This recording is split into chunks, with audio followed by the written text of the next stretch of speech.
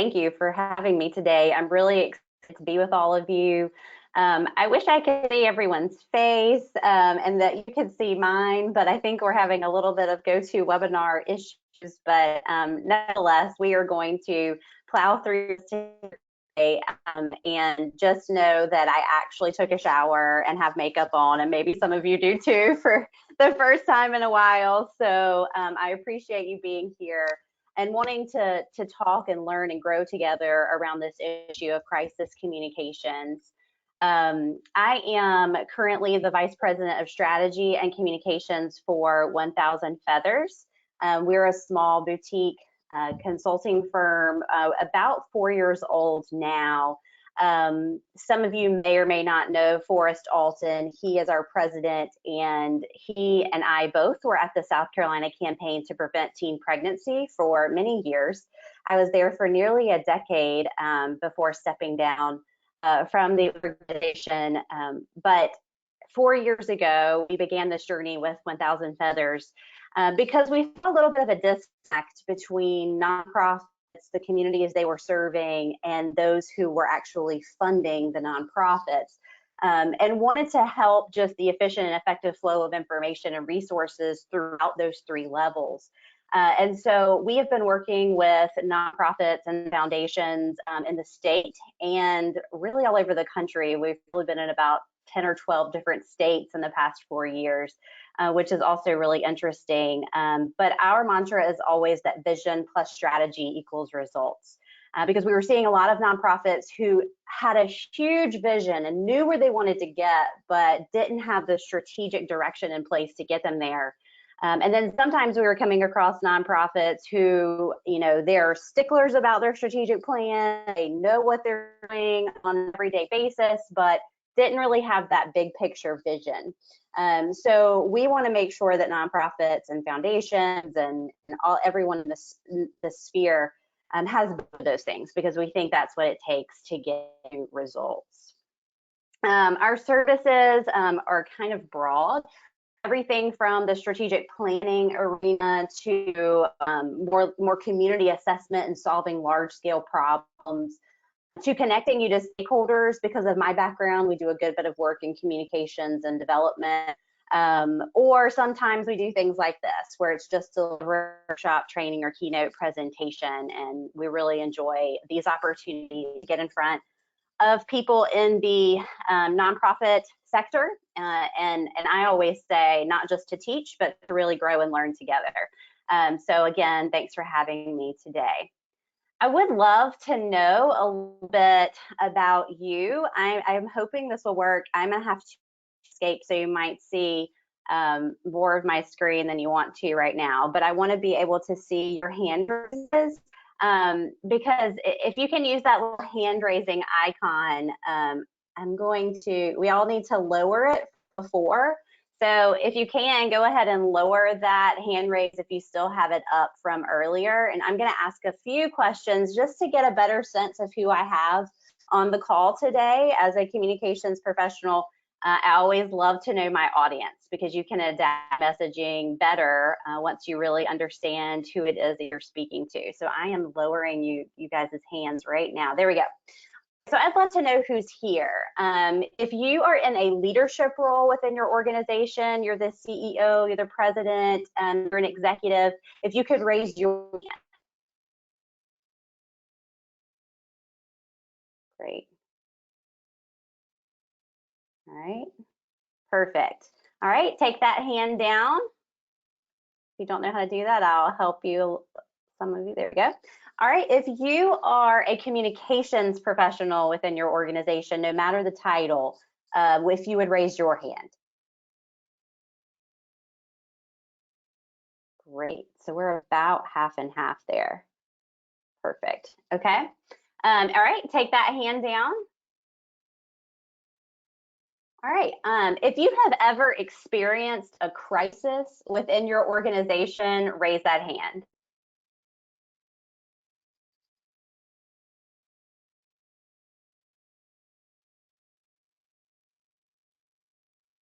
All right. All right, and let's lower those hands. I've got one final question, particularly for those people who just said they had experienced a crisis. If you felt prepared to handle that crisis, would you please raise your hand?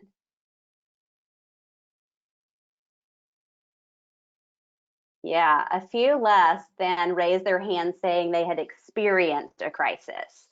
Thank you for sharing, for being open and honest about that. We're not always prepared. And hopefully, just talking together today, I'm going to help you be a little bit more prepared for what might happen next. If you did not raise your hand saying you felt prepared for that experience, is anyone courageous and willing to come off mute and tell us why you did not feel prepared to handle that crisis within your organization? If you would just raise your hand, I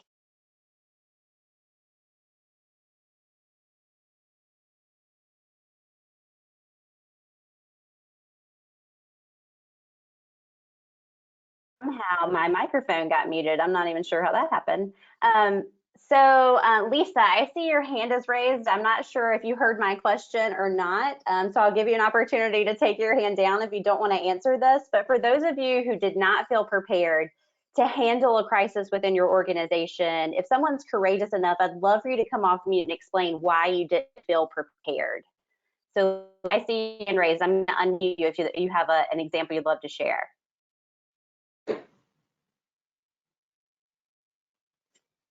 All right, Lisa? We actually were prepared, and I'm having difficulty with the raise hand. So okay, I'll lower it for you. Okay, there we go. No problem. I'm glad you did feel prepared. Does anyone have a story they would like to share about a time they did not feel prepared and why you feel you weren't prepared for that situation?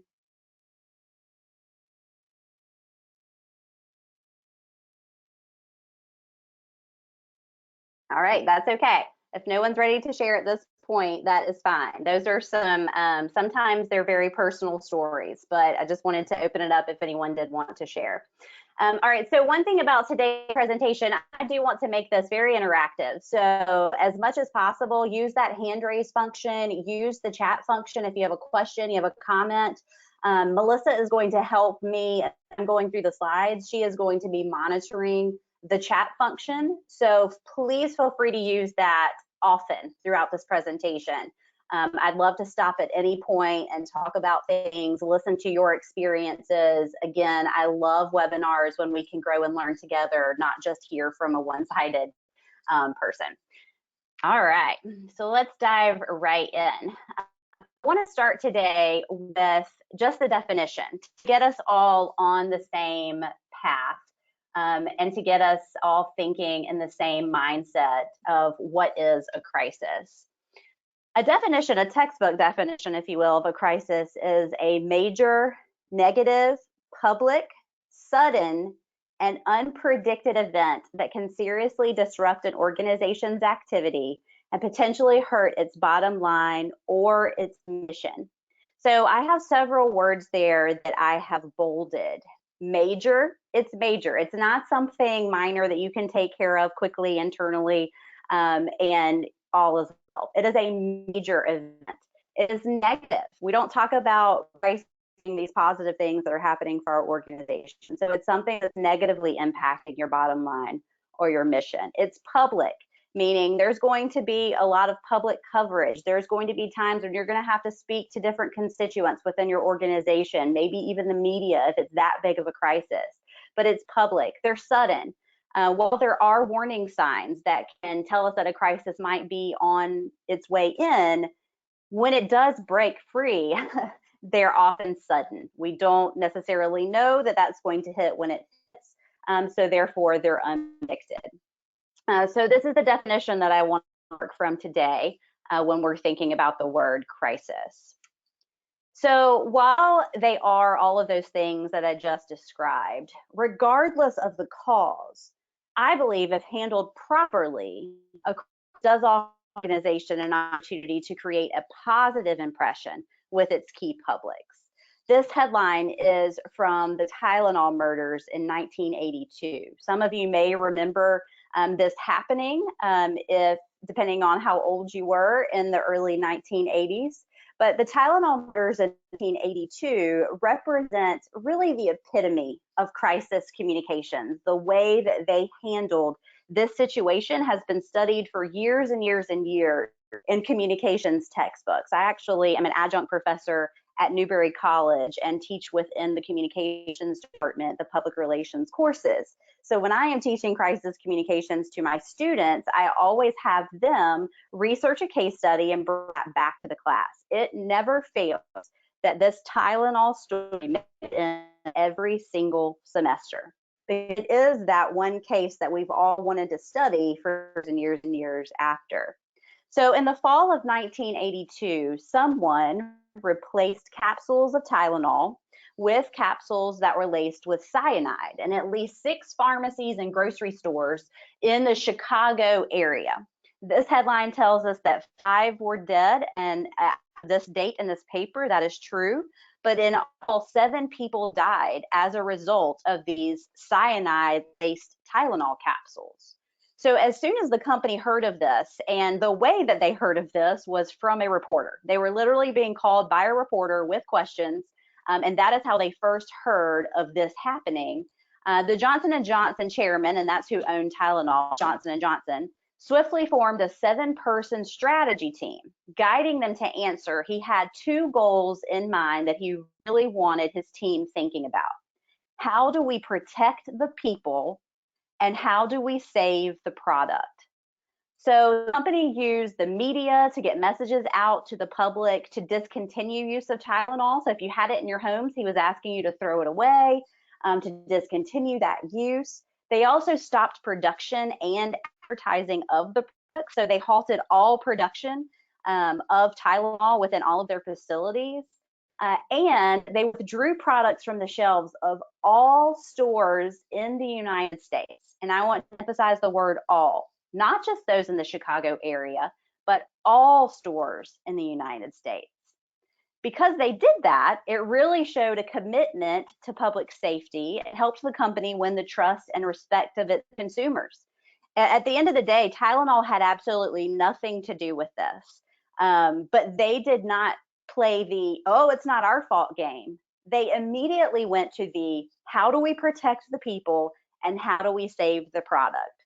So they knew the goals that they had in mind, and they did everything they could to do those 2 things, protect the people and save the product. So while they could have just denied the allegations all day long and saved themselves tons and tons of money by not taking all of the pills off the shelves, instead they did just that. They took all of them off so that they could earn the trust and respect of their consumers. They also set up 1-800 hotlines for consumers and media and held regular press conferences. At one of the press events, they unveiled safety packaging, which you can see in that right picture, which is familiar. It's on all medicine bottles that you go to CVS or wherever it is that you shop to keep us safe, to ensure that that seal has not been tampered with. That, for the pharmaceutical industry, came out after this Tylenol situation. So they changed the industry. Not only did they change their company, this crisis changed the industry. And yes, the deaths of these 7 people were awful. But at the end of the day, this crisis did make change. And it did help Tylenol come out even stronger than they were before. Regardless of the cause, if handled properly, a crisis does offer the organization an opportunity to create a positive impression with its key public. And this is one example of a company who definitely did that. Currently, in the United States, we are in multiple crises. There are things we've been experiencing over the last 6 months that many of us probably thought we would never experience, from being quarantined in our home to all of the racial injustices that we've been seeing. So whether you've called it that or not, whether these crises have directly impacted your organization, if you've been intimately impacted, if you've been closed, if you've been able to stay open throughout all of this, we are in the midst of a crisis. We aren't going to talk about either of the particular crises in depth today. They're going to come up a couple of times, but we're not going to go in depth. But we know that as organizations, as a state, as a country, we're currently faced with one or these simultaneously. And I'm sure as we go through these slides today, this particular time in our country's history is definitely going to ring true for many of you. So let's begin by just thinking through the different types of crises. There are 10 types of crisis as we can put them into categories. Number one is public perception. So that is when there are negative stories, there are rumors, there are Facebook haters, Facebook groups, bloggers talking negatively about your product, your organization, that is negatively impacting how people perceive your organization. So that is public perception. That would be a public perception crisis. Number two is natural disasters. I think we all know what those are. Tornadoes, hurricanes, floods, those things we have absolutely no control over, but do have an impact on our organization. Product or service, that would be Tylenol would be a particular example of this. Or a more current example, law enforcement. They really are in a crisis of how are their service right. And so this is when your product or your service, something has gone awry within that product or that service, and now you've got a crisis on your hands. Terrorist attacks, unfortunately, we all do know what a terrorist attack is, and over the past years have seen more of these than we hope to see. Economic, cash shortages, bankruptcies, accounting scandals, anything that can negatively impact your bottom line as far as your economics go within your organization. Human resource, that would be things like workplace violence, strikes, discrimination, sexual harassment, those kinds of things that are happening internally, that are happening with your employees, but that create major friction and major crisis within the organization. Industrial are things like mine collapses, nuclear accidents, fires, explosions, etc. Oil and chemical spills are exactly as that sounds, just like the BP oil spill that we're probably all familiar with. Transportation, those are things like train derailments, airline crashes, multi-car pileups. And then outside environment are things that are happening outside of your organization that are having a negative impact on your business and what you're trying to accomplish. So it's nothing that you did, it's nothing your employee did, it's not even something you can really control. It's something happening on the outside of your organization that is negatively impacting your work. Things like the collapse of the financial system, even COVID, right? That's something that's happening externally, but it's having an impact on all of our organizations. Racial injustice, rising fuel prices. So if I owned a trucking company and all of a sudden fuel prices are out the roof expensive, that is going to send me into crisis mode, but it's nothing that I did or nothing I could control. It is something happening in the outside environment. So those are the 10 types of a crisis. The stages of a crisis is kind of where I want us to live today and talk through some of this together. There are 3 stages of a crisis. There is the pre-crisis, and I think that the pre-crisis stage is one of the most critical pieces of this whole puzzle. Because the best time to exert a measure of control over what you say and do is not when you're in the moment and about to communicate or act, but it really is in the moments of conscious reflection sometime before you have to communicate or act. What I tend to see is that the longer the period between crises, so if it's been a while since your organization even went through anything that you would consider to be a crisis, the more confident your leaders become, thinking, oh, well, nothing bad's going to happen here. It's been so long. We're doing great. They may cut back on crisis training programs or crisis containment measures. That overconfidence can really lead to disaster. So I would encourage us as leaders, as communications professionals within our organizations, to fight the urge to become complacent. So you can't ignore the warning signs. And as leaders, we always must be looking for those warning signs. What is bubbling out there? What is happening within our organization, within our product or service that I really need to be paying attention to? BP had been fined for safety violations before the Gulf Coast oil spill. Computer simulations had shown the levees in New Orleans wouldn't withstand the force of a hurricane as strong as Katrina before Katrina hit. Between 1987 and 2000, the General Accounting Office and 2 presidential commissions issued reports warning of weaknesses in the airline industry's security systems and outlined steps for improvement. That was before 9/11.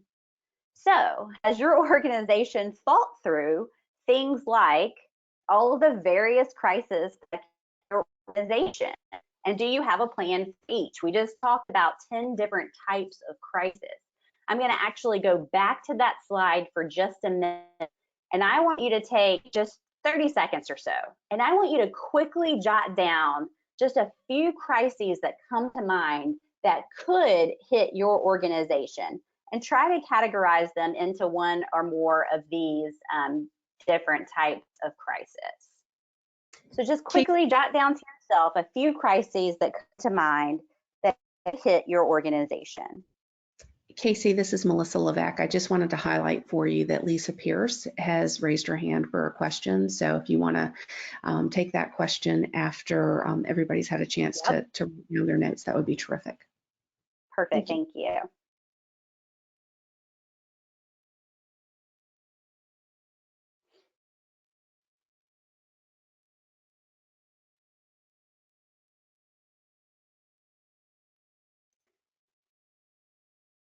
All right, Lisa, would you like to come off of mute and give us your comment or your question? And Melissa, you might have to take her off mute. I'm not sure how that's set up. She's unmuted. Okay, thanks.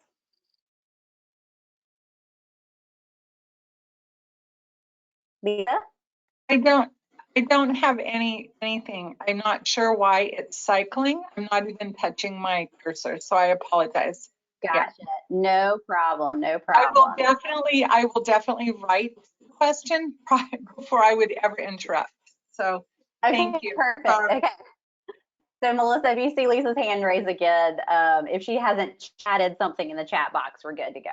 No problem. All right. Okay. If everyone has had time to jot down a few crises that come to mind, I would really suggest that you do this exercise with your management team or even your entire staff, depending on the size of your organization and how you guys function. But this can be a very valuable exercise. As a communications professional, we would then take those crises, the potential crises, and we would want to create plans. So if this crisis was to hit our organization, here is what we would do. If this crisis hit our organization, here is what we would do. But first, you really have to brainstorm all of the different crises that could hit your organization. So I would really encourage you as leaders, as communications professionals, to go back to your organizations and to do some sort of exercise that really gets people's brains working around this crisis stuff, and try to brainstorm as many as you can, and then begin to create plans for those. Because the more prepared you can be in advance, the better off you'll be when that actual crisis hits. Other things to think about who would need to be on the crisis planning team. So we're still in this pre-crisis phase and we're developing our plan, but who would need to be on the crisis planning team? You know, is that just our management team? Do we need to bring in legal advice for certain issues that might arise? Do we have a board member who we're always going to include? Do we have a potential other stakeholder that we're always going to need to involve? But who would be that planning team that as soon as a crisis hit, we would get those 5, 6, 7 people together and be ready to work. Other things to think about. Do you have a way to reach all employees outside of work? Do I have a cell phone number that I can reach all employees any time of day? How am I going to quickly get messages out to all employees if needed? Are your executives or others who would be spokespeople for the organization media trained? Because if it's an issue that is so public that you're going to get coverage around it, you want to ensure that whoever you're going to put on camera has been trained to handle difficult conversations and difficult questions, because that's what you're going to get during the middle of a crisis. Are your media contact lists up to date so you can reach members of the media quickly? Because it may be that you need to release information very quickly and you don't want to be scrambling for email addresses and phone numbers in the midst of a crisis. So there are a lot of things that we can be doing in this pre-crisis phase to get us ready for that next phase, which is the acute stage or the actual crisis event. So during the acute stage and actual crisis, we shift to damage control. We really are trying to contain the crisis and help our organizations get through it. And we'll talk through that here in a moment. And then in the post-crisis phase, we want to learn from the experience, institute needed changes, as Tyler did in that example, and then recover from the trauma and help our employees, our donors, our organization move forward. So let's get into a little bit more of what happens in that acute stage. I love this quote that anyone can lead when the plan is working, the best lead when the plan falls apart. I think that's really when leadership, it shows its strength. If you've got a good leader at the helm, when things are working great, but when things are not working well, that's when you see great leaders really set themselves apart from good leaders, because the best lead when the plan falls apart. So I want to take us through 6 rules of crisis communications today. And these are some key takeaways that I've had from years of experience working in nonprofits, but also in teaching in the public relations field. So lots of different places that I've kind of brought all of these from. But these are 6 rules that I really think are important during the midst of crisis. Number 1, put your plan in place. The plan we just talked about, the plan you're going to go back and start brainstorming with your staff. It's time to put that plan in place, because you don't have time to become paralyzed with fear and worry during that acute stage. When that crisis has hit, there is no time for you to be paralyzed. Instead, we need to spend less time worrying and waiting and more time communicating and leading. I recently read a blog post by Seth Godin. He's one of my favorite marketers and communicators, someone I greatly admire. This was in a blog he recently wrote. So again, this is in the midst of the pandemic. But here's an excerpt from what he wrote. He said, "Worry takes a lot of effort, and worry, unlike focus, learning, or action, accomplishes nothing of value. And at the same time, due to the time horizon of the pandemic, it's also tempting for us to simply wait for things to get back to normal. But all the time we're spending waiting for a normal that is unlikely to be just like it was is time we're not spending learning, leading, and connecting." Wow, I just love that so much. And it was so timely. It just came in my inbox last week and I thought, wow, I've got to share that with others. Because in place of worry, in place of fear, we have to act and we have to lead. We have to have that plan and we have to put it into place. It's what we did during that pre-crisis phase. It's what we've put together. So now we just have to use it. So a couple of things to think about when you're putting your plan in place. You need to enact your crisis communications team. And this may look different depending on the situation. If you have, you may need healthcare experts sometimes, you may need legal experts sometimes, but your core team should probably remain the same. So have that crisis communications team in place, and please always make sure that it includes the communications professional, obviously, within your organization. If you don't have one of those, if you have a firm that you use, then I would suggest bringing in that person. If it's a board member who really helps you with communications, bring that person in. But please ensure you have someone who's coming to the table with that communications background and mindset on your crisis communications team. So you need to determine who that is going to be and enact your crisis communications team. Number two, you need to develop communication goals. So remember Tylenol's goals. Their goals were to protect the people and save the product. So your goals are what? What do you want to do? Do you want to inform the public? Are you going to deny the accusations because whatever it is that's happening is absolutely false? Do you want to appear apologetic and you really need to have sincerity and apologize to a certain public? Do you want to protect your clients? As with any communications plan, it's important to have goals set. So make sure that you've developed those communications goals immediately after you've enacted that crisis communications team. Number three, you want to anticipate questions. Don't wait around for questions to happen. You want to anticipate questions. So what I would love for your crisis communications team to do is brainstorm what are all the questions that we're likely to receive since this crisis has hit. If we're about to put someone on camera to talk about this crisis, what questions are they going to be receiving? That's the best way to do this stuff. Don't wait around for the questions to hit you. Try to think of all the questions that could potentially come your way and then have an answer for them. It's one thing that we used to do at the South Carolina campaign to prevent teen pregnancy all the time. Anytime something was happening, some big news story was hitting, regardless of it, if it had to do with our organization in particular, we were ready with questions we thought they would ask us. I remember a time early on in my career there where Britney Spears' little sister became pregnant.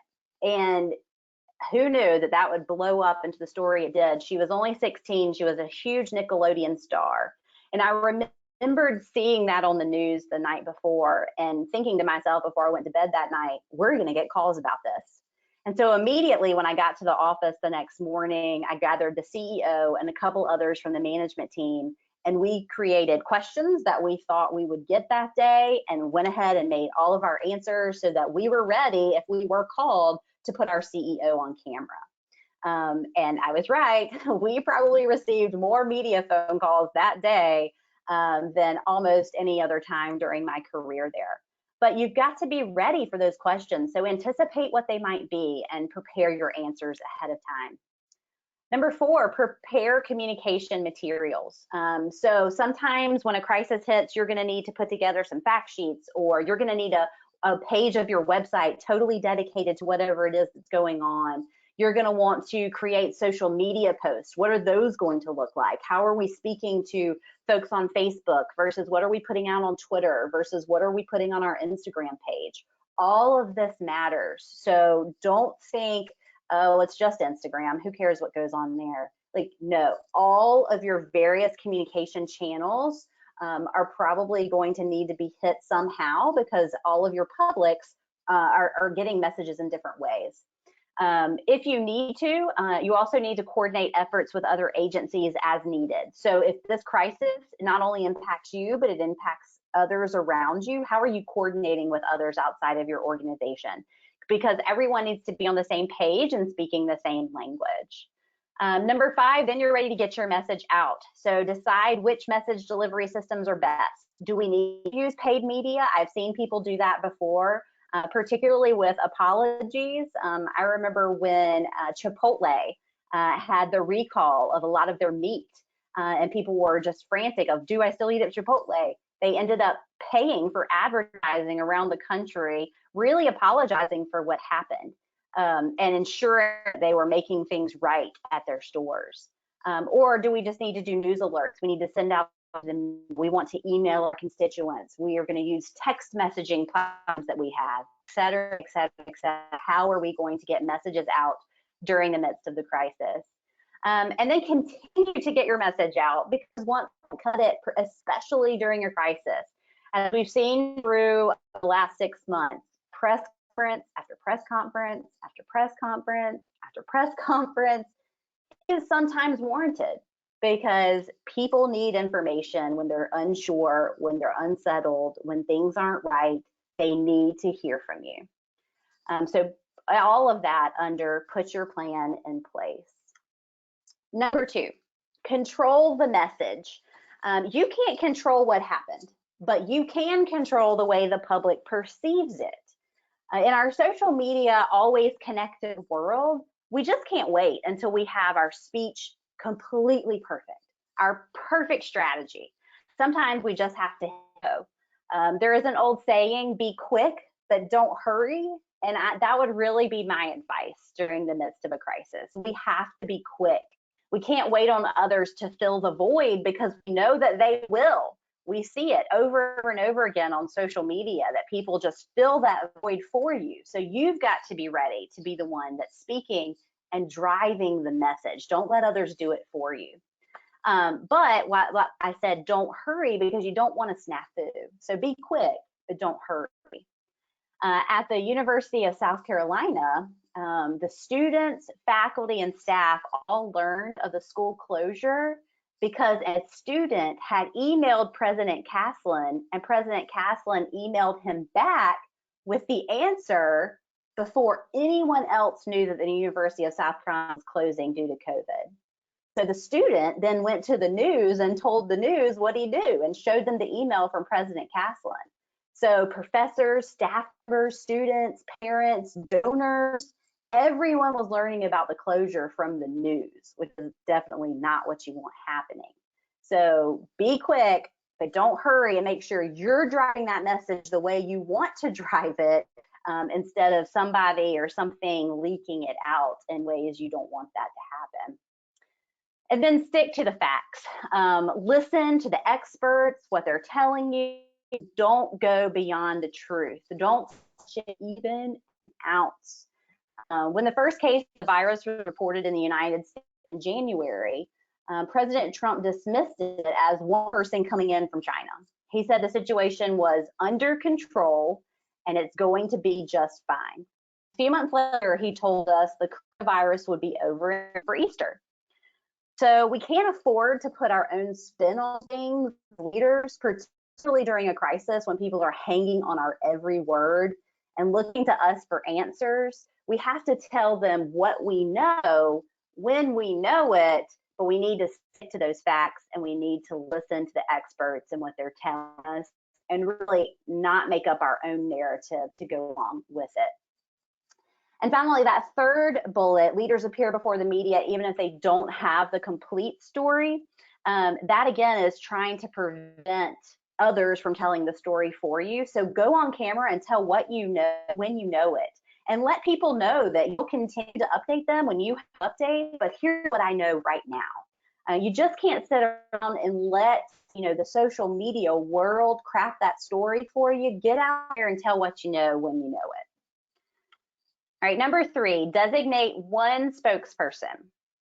So it should always be one person that should speak on behalf of the entire organization during a crisis. It gets a little confusing when you've got multiple spokespeople because you want to ensure that the message stays on point. And the more people you have speaking on behalf of your organization, the more likely someone is to veer off of script. So I would suggest keeping it to one person when you've got a crisis at your fingertips. Successful spokespeople communicate in a clear, succinct, and forthright manner under pressure. They've got to be able to handle hostile questions without getting angry or flustered because it's going to be hard. Handling questions under pressure is hard, so they need to have had practice with that. They need to be media trained. They need to be ready to go when it's time to handle those crisis questions. Honesty, definitely your best policy, because it will come back to bite you if you're not honest.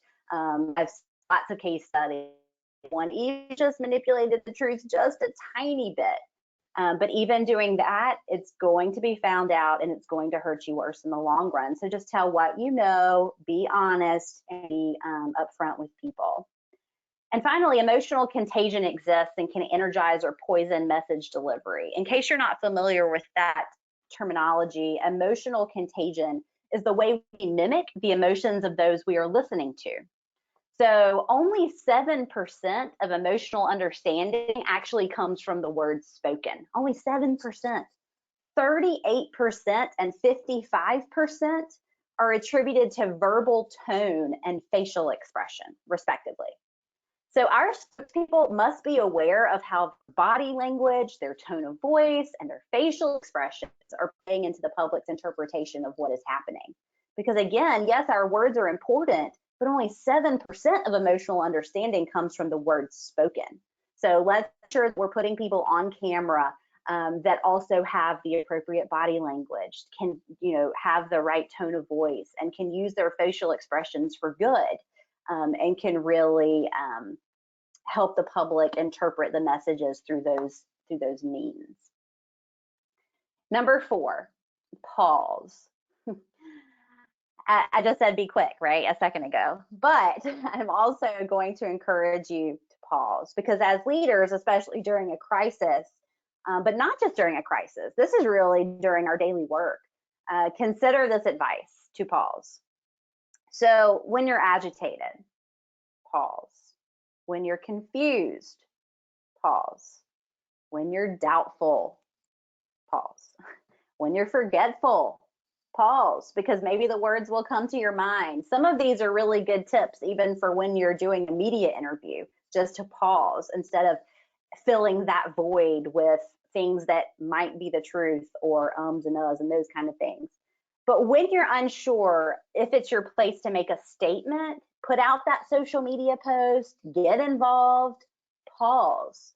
Because sometimes it's not our crisis, and we need to acknowledge that and know when to step in, and also know when to step back.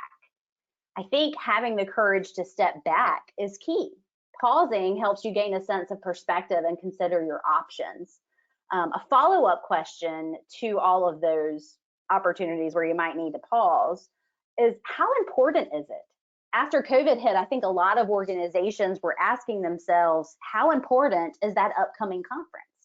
How important is that email that we're about to send out next week? How important is that social media post? How important is that outreach to that high net worth donor that we're about to ask for a huge donation? For some, it was extremely important, and they pushed forward, which they should have.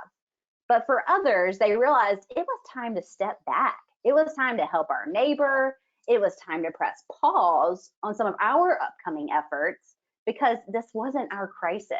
We were seeing that some of our neighboring nonprofits were in a much deeper crisis than we were when this hit.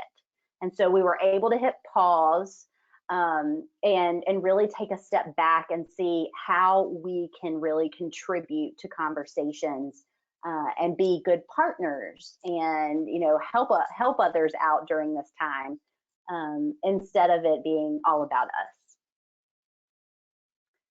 And number 5, take care of your donors. Fundraising and development is about much more than a transaction. When I was at the campaign for 10 years, in addition to communications, which was in my title, I also handled all of the fundraising and development for the organization. So been there, I've done that work, and I understand, for those of you who are on the phone, who this is what you think about all day, every day, what you've been going through over the last 5-6 months. In times of crisis, we can't wait around and do nothing as far as our donors are concerned. We may not be actively holding that gala or even making that huge ask that we thought we were going to be making, but we can and should be cultivating our relationships with donors and other stakeholders, because it's all about relationships. So have you called your donors just to check on them during the course of all of this that's been happening in our world? How are they faring during these difficult times? I'm an alumna of Newberry College and was very pleased when I got a phone call. This was back when we were all under quarantine, from a current student. And that student called to thank me for my gifts to the college in the past, and really just to touch base, to ask how I was doing. Was I okay? It wasn't anything about the college other than thanking me. They didn't ask me for money. They didn't really ask for anything. They just wanted to check on me. And I'm still telling that story months later, because that's how much that phone call meant to me. So have you called your donors just to check on them, not to ask them for anything? And I'm not even a big donor to Newberry College. So for them to just even go down their rung that far, I feel like meant a lot. Have you utilized digital solutions during this time? I think all of us are getting used to this digital world that we're now living in, living on Zoom calls every day. But have you thought about how to utilize digital solutions in your fundraising and with your donors? Things like email, Zoom. Maybe there's a way you can bring some donors together and have some conversation and some strategizing sessions, but to involve them without just asking for money. Phone, texting. It depends on the donor and what is good for them, but have you thought about ways to utilize some of these digital solutions now that we can't, invite people to coffee and go out to coffee, and we can't go into people's homes and sit on their couches and have good conversation like we were doing before? We've got to get creative here. Speaking of creative, perhaps creating a virtual event. Can you take that fundraiser that you had to cancel? Is there some way to take it online? Can you get creative and make it work somehow? Do you have a few donors willing to be virtual fundraising ambassadors? Could your CEO create a video instead of a letter that you could do a watch party around? Facebook does these great watch parties now. But I think there's a lot of ways for us to be creative during these times, but are we being creative? Are we really thinking about our donors and trying to continue to build relationships, even in the absence of being able to get together face to face? Are there people that you could bring together for a talk? Together SC has been bringing together CEOs of nonprofits from around the state for the last couple of months to talk about COVID updates, what's next, let leaders learn from one another. Some of you leaders who are on the phone today might have taken part in some of those. I've been really impressed with what they've done. That was a great role for them to play. Is there a way for you to bring some folks together and just be talking and brainstorming and learning and growing together? Is there a way to utilize donors in that capacity, just continuing to build relationships? Have you thought about peer-to-peer fundraising? If it's not you being able to go out and fundraise, are there ways that you can mobilize your donors to then be asking their friends and family for money for the organization? When I was at the South Carolina Campaign to Prevent Teen Pregnancy, every March we would do what we called Mustache Madness. And we would go off of the statistic of however many teens it was that got pregnant in South Carolina every day.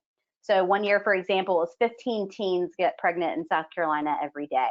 And we have found 15 men who are willing to do something about it. And for 6 weeks, those men would grow mustaches. They would all set their own goal. And if they reached that goal, they could shave the mustache off. But if they didn't, they had to continue fundraising and pushing out that mustache. For the 6-week period, we would update pictures for them. We used an online platform called Razoo. It was always a really fun, energizing, engaging peer-to-peer fundraiser. And I just love peer-to-peer fundraisers because they help you reach a segment of the population that you otherwise wouldn't be able to reach. I didn't have access to these 15 men's Rolodexes, but because I, got them on board for our calls, they now are reaching out to their friends and family. So I was able to increase our numbers in my development database while also raising some money for the organization. So it really was a win-win. So have you thought about some ways to do those peer-to-peer fundraisers during this time? And the second bullet here, know your donors and do your research, I think is really important, because when economic troubles hit, your donors could also be impacted. So do your research. Are there companies going through challenging times? It might not be the best time to ask them for money. And how tone deaf do you look if they're going through struggles and you could have known that by a little research, and yet you're still asking for that big gift? So know your donors, pay attention, do your research. But then some donors are doing just fine right now, and they want to help. They want to help now more than ever. And you'll know who those are if you've built those proper relationships. Be specific with your requests. I think we always should be specific in development about what their money is going towards, but especially during a crisis when they're seeing opportunity after opportunity after opportunity to give in the community, we need to be specific about what we're going to do with their money. And then tell stories of impact. Many of you have been on the front lines of this crisis that our country is currently in. Tell your stories, write blogs, send letters, let them know what you're doing, create videos. Don't be a best kept secret. It's not the time to do that. Or you may not be on the front lines of the crisis and you need to make a case for your relevance. So after 9/11, many nonprofits waited too long to re-engage with donors. They just felt like, well, no donor wants to be communicated with right now. It's just not the time. I shouldn't do that. Because of that, donors stopped giving or started giving to other organizations who seemed more relevant. So you need to make sure that your organization is staying top of mind. You're continuing to build those relationships. You're continuing to tell your impact and your stories, even in the midst of a crisis. And number 6, communicate, communicate, communicate. If you think you are doing too much communication, then you are probably doing the right amount.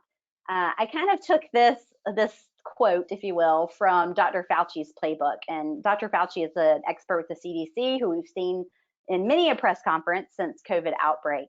But early on during the virus outbreak, he said, if it looks like you're overreacting, you're probably doing the right thing. So I just took it and put a communications lens on it and said, if you think you're over communicating, you're probably doing the right thing. And I think this goes for all of your stakeholders, starting with your internal team, your leadership team, your employees, your donors, your grantors, your clients.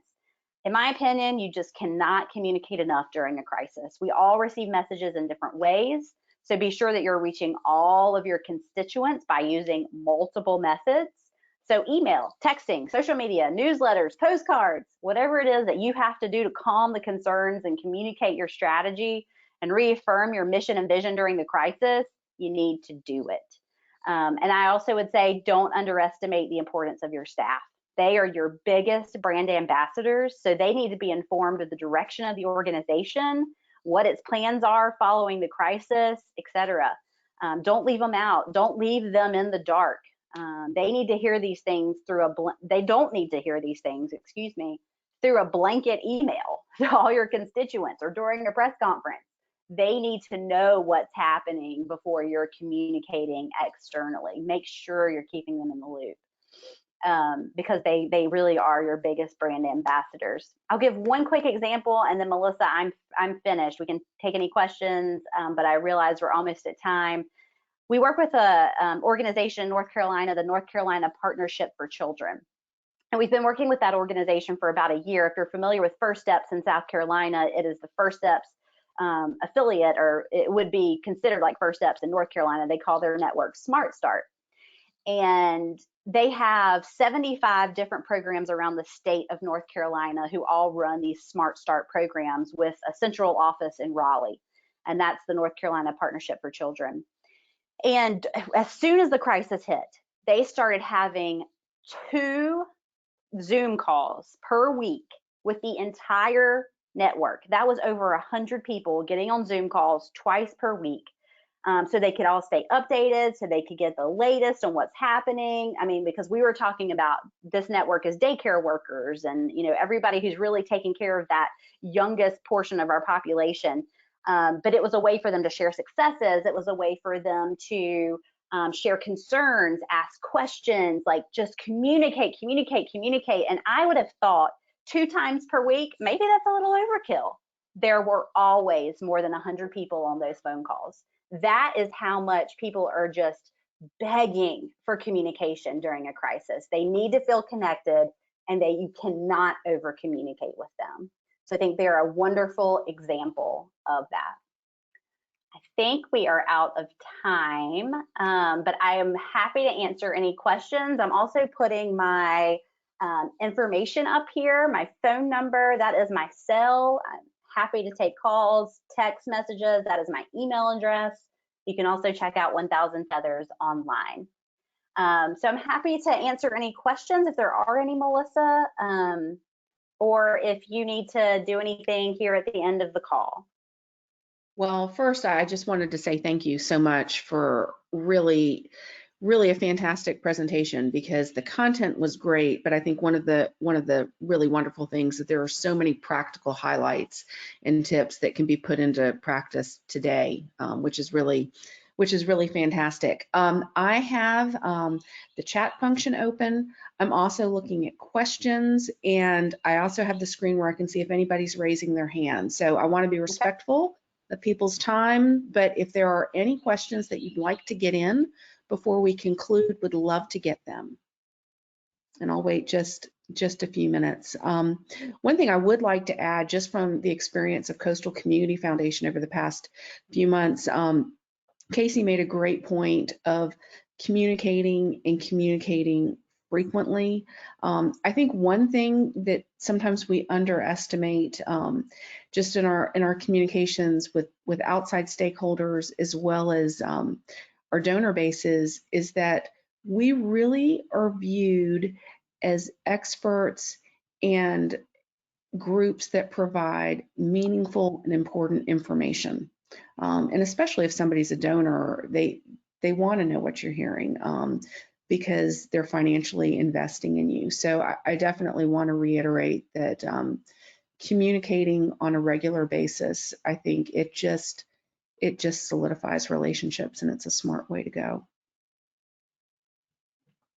I don't see any questions here, so I'm going to go ahead and wrap this up.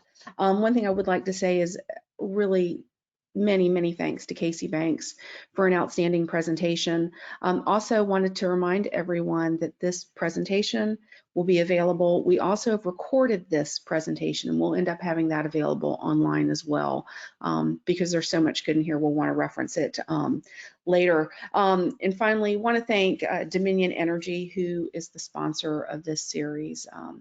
Really grateful because we know there's a lot of good information and good work that's happening.